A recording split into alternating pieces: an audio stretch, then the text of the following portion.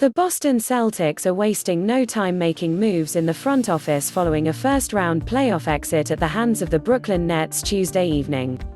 The Celtics announced Wednesday morning that head coach Brad Stevens is transitioning from his head coaching position to becoming the franchise's new head of basketball operations, replacing longtime president Danny Ainge, who is stepping down from his role. Stevens will lead the search for Boston's new head coach. Helping guide this organization has been the thrill of a lifetime, and having worked side by side with him since he's been here, I know we couldn't be in better hands than with Brad guiding the team going forward, Ainge said in a press release. I'm grateful to ownership, all of my Celtics colleagues, and the best fans in basketball for being part of the journey.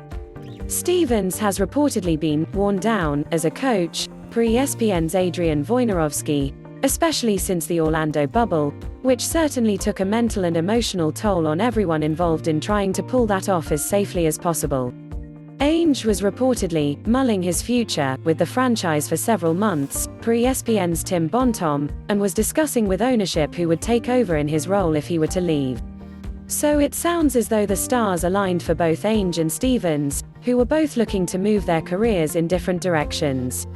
I'm grateful to ownership and to Danny for trusting me with this opportunity, Stevens said. I'm excited to tackle this new role, starting with a wide-ranging and comprehensive search for our next head coach. I love the Celtics, and know the great honor and responsibility that comes with this job. I will give it everything I have to help us be in position to consistently compete for championships. Stevens will finish his coaching tenure with the Celtics with a 354-282 record, including 3 trips to the Eastern Conference Finals in the last 4 years, and making the postseason in all but 1 year in charge. He's been heralded for his coaching tactics, his use of advanced analytics and ability to communicate those advanced metrics to players and implement them in games. Those tools will certainly come in handy in his new role in the front office, as he will now be tasked with assessing potential talent for the Celtics to sign in free agency, through trades and in the NBA draft.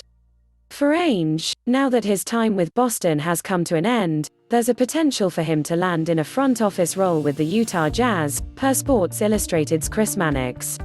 The Jazz are under new ownership as of last October, after the Miller family, who owned the team since the 1980s, sold their majority stake in the franchise to Qualtrics founder Ryan Smith.